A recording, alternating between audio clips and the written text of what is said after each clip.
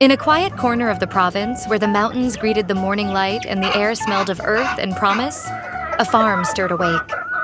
Chickens clucked their morning chorus, and the fields stretched out like a green sea, alive, calm, and waiting.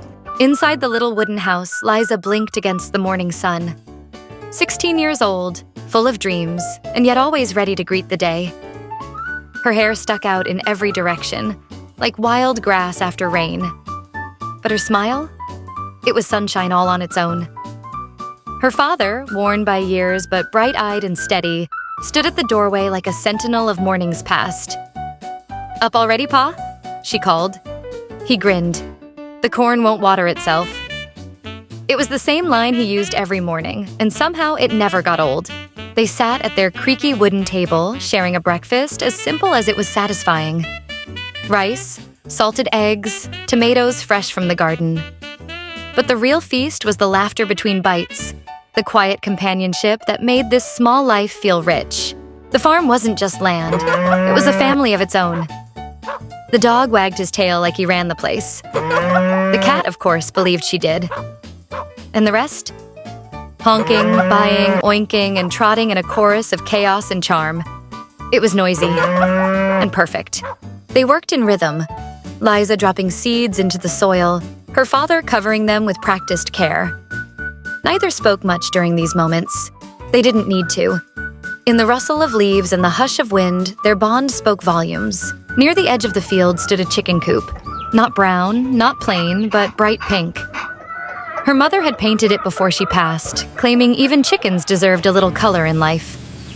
It leaned a bit now, but it still stood, proud and full of memory. Under the shade of an old tree lay Dado, their lazy but lovable carabao.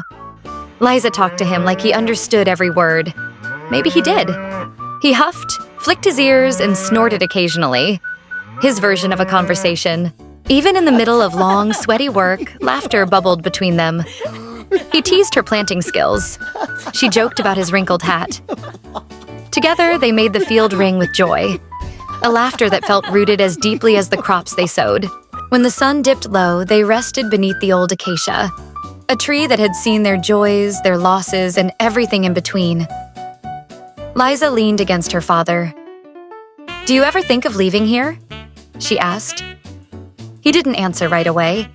Some questions don't need answers, just shared silence. This was their world. Not big, not flashy, but brimming with life. Crops that fed neighbors, animals that taught patience. A daughter growing beside the land, and a father who never stopped tending both. That night, as stars blinked softly above, they stood on the porch, a farmer and his daughter. Not chasing riches, but living richly. In soil and sun.